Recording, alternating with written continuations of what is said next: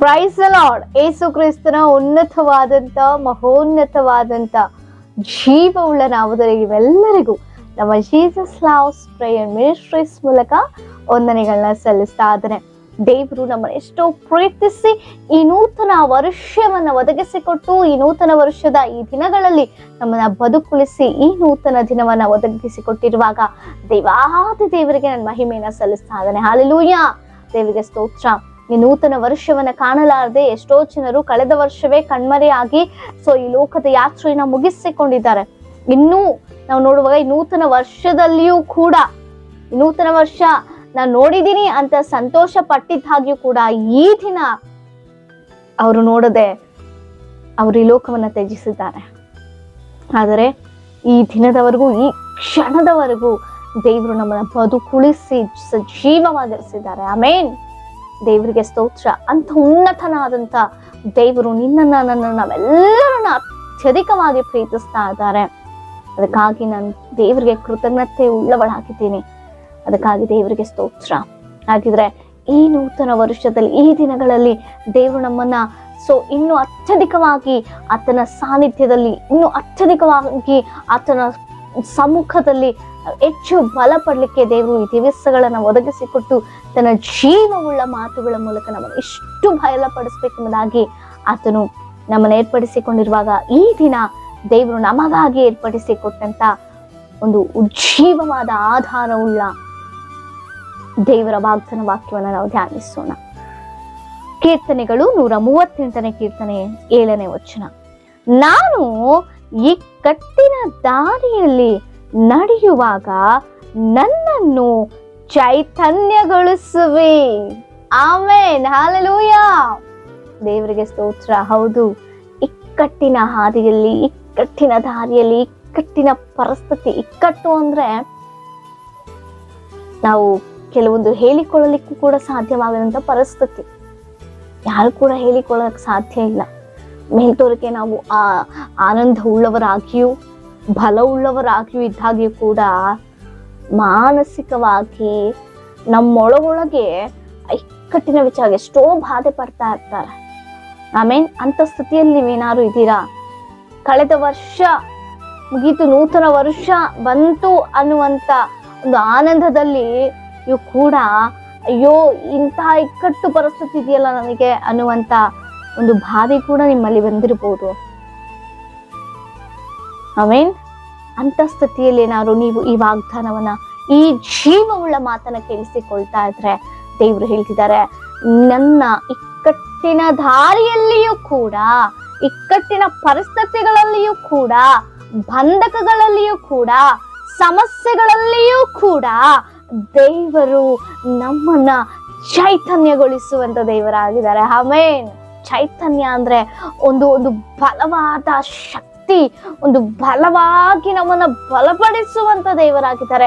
ಚೈತನ್ಯವಾಗಿ ನಮ್ಮನ್ನ ಮಾರ್ಪಡಿಸ್ಲಿಕ್ಕೆ ಶಕ್ತರಾಗಿದ್ದಾರೆ. ಆ ಇಕ್ಕಟ್ಟಿನ ಪರಿಸ್ಥಿತಿಯನ್ನ ಜಯಿಸ್ಲಿಕ್ಕೆ ಬಲವನ್ನ ನಮಗೆ ಒದಗಿಸಿಕೊಡುವಂತ ದೇವರಾಗಿದ್ದಾರೆ.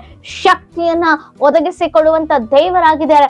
ಧೈರ್ಯವನ್ನ ಒದಗಿಸಿಕೊಡುವಂತ ದೇವರಾಗಿದ್ದಾರೆ. ಆಮೇನ್.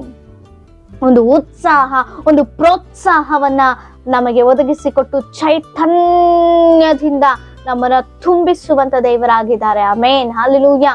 ನೀವು ಯಾವುದೇ ಸಮಸ್ಯೆಗಳಲ್ಲಿ ನೂತನ ವರ್ಷ ಬಂತು ಆದಾಗ್ಯೂ ನನ್ನ ಪರಿಸ್ಥಿತಿಗಳು ಹಾಗೇ ಇದೆಯಲ್ಲ, ವರ್ಷಗಳು ಕಳೀತಾ ಇರ್ಬೋದು, ಅದನ್ನ ನನ್ನ ಪರಿಸ್ಥಿತಿಗಳು ಬದಲಾಗಿಲ್ವಲ್ಲ, ನನ್ನ ಸ್ಥಿತಿಗತಿಗಳು ಬದಲಾಗಿಲ್ವಲ್ಲ, ನನ್ನ ಜೀವಿತ ಮಾರ್ಪಟ್ಟಿಲ್ಲಲ್ಲ, ನನ್ನ ಕುಟುಂಬದಲ್ಲಿರುವಂತ ಜೀವಿತ ಬದಲಾಗಿಲ್ವಲ್ಲ, ನನ್ನ ಗಂಡನಾಗಿರ್ಬೋದು, ನನ್ನ ಮಕ್ಕಳಾಗಿರ್ಬೋದು, ನನ್ನ ಸ್ಥಿತಿಗತಿಗಳಾಗಿರ್ಬೋದು ಇದ್ದ ಸ್ಥಿತಿಯಲ್ಲೇ ಇದೆ. ಆದ್ರೆ ವರ್ಷಗಳು ಕಳೀತಿದೆ ಅಷ್ಟೇ, ಸಮಯ ಹೋಗ್ತಿದೆ ಅಷ್ಟೇ, ನಮ್ಮಲ್ಲಿ ಯಾವ ಬದಲಾವಣೆ ಆಗಿಲ್ಲ. ನಮಗಿದ್ದಂತ ಸ್ಥಿತಿಯಲ್ಲೇ ನಾವು ಬಿದ್ದಿದ್ದೇವೆ ಇದ್ದೇವೆ ಎಂಬುದಾಗಿ ನೀವು ನೆನೆಸ್ತಾ ಇದ್ದೀರಾ. ಏನಪ್ಪಾ ಈ ಪರಿಸ್ಥಿತಿ, ಏನೇ ಇಕ್ಕಟ್ಟು, ಏನೇ ಬಿಕ್ಕಟ್ಟು ಎಂಬುದಾಗಿ ನೀವು ಅಂದುಕೊಳ್ತಾ ಇದ್ದೀರಾ. ನಿಮಗೇನೆ ಈ ವಾಕ್ಯ ಸಂದೇಶ ದೇವರು ತಿಳಿಸ್ತಾ ಇದ್ದಾರೆ. ಭಕ್ತನು ಈ ರೀತಿಯಾಗಿ ಹೇಳ್ತಾ ಇದ್ದಾನೆ, ಎಷ್ಟೋ ಧೈರ್ಯ ಉಳ್ಳವರಾಗಿ ಹೇಳ್ತಾ ಇದ್ದಾನೆ, ಅಪ್ಪ ನನ್ನ ಇಕ್ಕಟ್ಟಿನ ದಾರಿಗಳಲ್ಲಿ, ಹಾದಿಗಳಲ್ಲಿ, ಸಮಸ್ಯೆಗಳಲ್ಲಿ, ಹೋರಾಟಗಳಲ್ಲಿ, ಬಂಧಕಗಳಲ್ಲಿ, ಒಂದು ಬಿಡುಗಡೆ ಇಲ್ಲದಂತ ಪರಿಸ್ಥಿತಿಯಲ್ಲಿ ಕೂಡ ನನ್ನನ್ನು ಚೈತನ್ಯಗೊಳಿಸುವಿ. ಆಮೆನ್. ದೇವರಿಗೆ ಸ್ತೋತ್ರ. ನೀವು ಬಲಹೀನರೇ ಸರಿ, ನಾವು ಅಜ್ಞಾನಿಗಳೇ ಸರಿ, ಅದನ್ನ ಜಯಿಸ್ಲಿಕ್ಕೆ ಶಕ್ತಿ ನಮಗಿಲ್ಲದೆ ಹೋದಾಗ್ಯೂ ಕೂಡ ಆತನ ಸಮ್ಮುಖದಲ್ಲಿ ಯಾವಾಗ ನಾವು ಬರ್ತೇವೋ, ಆತನಿಗೆ ಯಾವಾಗ ನಮ್ಮ ಇಕ್ಕಟ್ಟನ್ನ ನಾವು ಒಪ್ಪಿಸಿ ಕೊಡ್ತೇವೋ, ನಮ್ಮ ಇಕ್ಕಟ್ಟುಗಳನ್ನ ಅನೇಕ ಸಂದರ್ಭದಲ್ಲಿ ಮನುಷ್ಯರಿಗೆ ತಿಳಿಸ್ತಾ ಇರ್ತೇವೆ. ಇಕ್ಕಟ್ಟಿನ ಪರಿಸ್ಥಿತಿಗಳು ನಮ್ಮನ್ನ ಮನುಷ್ಯರನ್ನಾಗಿ ನಾವು ಅವರ ಬಳಿಗೆ ಹೋಗಿ ಅವರ ಬಳಿಯಲ್ಲಿ ಹೇಳ್ಕೊಂಡ್ರೆ ಏನೋ ಒಂದು ಉತ್ತರ ಸಿಗ್ಬೋದೇನೋ, ಒಂದು ಬಿಡುಗಡೆ ಸಿಗ್ಬೋದೆಂಬ ಆಸೆಯಿಂದ ಹೇಳ್ಕೊಳ್ತಾ ಇರ್ತಾರೆ ಕೆಲವೊಬ್ರು. ಆದ್ರೆ ಆ ಮನುಷ್ಯರು ಮೇಲ್ತೋರಿಕೆಗೆ ಮಾತ್ರ ಅಯ್ಯೋ ಪಾಪ ಹೌದಾ ಅಂತ ಅನ್ನುವಂಥವ್ರು ನಮಗೆ ಗೊತ್ತಿಲ್ಲದೆ ನಮ್ಮ ಬೆನ್ನ ಹಿಂದೆ ಅನೇಕ ರೀತಿಯಾಗಿ ಮಾತನಾಡಿಕೊಳ್ತಾರೆ. ಆದರೆ ಯಾವಾಗ ಮನುಷ್ಯರನ್ನ ನೀನು ಪಕ್ಕಕ್ಕಿಟ್ಟು ನನ್ನ ದೇವರು ನನ್ನ ಸ್ಥಿತಿಗತಿಗಳನ್ನ ನೋಡ್ತಾ ಇದ್ದಾರೆ, ನನ್ನ ದೇವರೇ ನನ್ನನ್ನು ನಡೆಸ್ತಾ ಇರೋದು, ಕಾಪಾಡ್ತಾ ಇರೋದು, ಆತನಿಗೆ ನಾನು ಒಪ್ಪಿಸಿ ಕೊಡ್ಬೇಕೆಂಬುದಾಗಿ ಯಾವಾಗ ತ್ವರೆಪಟ್ಟು ಆತನ ಸನ್ನಿಧಾನಕ್ಕೆ ಬಂದು, ಅಪ್ಪ ಇಂಥ ಇಕ್ಕಟ್ಟಿನ ಭಟ್ಟಕದಲ್ಲಿ ನಾನಿದ್ದೀನಿ, ನನ್ನ ಜೀವಿತ ಹೀಗಿದೆ, ನನ್ನ ಕುಟುಂಬದ ಸ್ಥಿತಿ ಈ ರೀತಿ ಇದೆ, ಆದ್ರೆ ಆದಾಗ್ಯೂ ನೀನು ನನ್ನನ್ನು ಚೈತನ್ಯಗೊಳಿಸುವಂತ ದೇವರೆಂಬುದಾಗಿ ನಾವು ಒಪ್ಪಿಕೊಳ್ತೇವೋ, ಆತನು ನಿಶ್ಚಯವಾಗಿ ಕೂಡ ಆ ಇಕ್ಕಟ್ಟಿನ ದಾರಿಗಳನ್ನ ಸರಳವಾಗಿ ಮಾರ್ಪಡಿಸುವಂತ ದೇವರಾಗಿದ್ದಾರೆ. ಆಮೇನ್.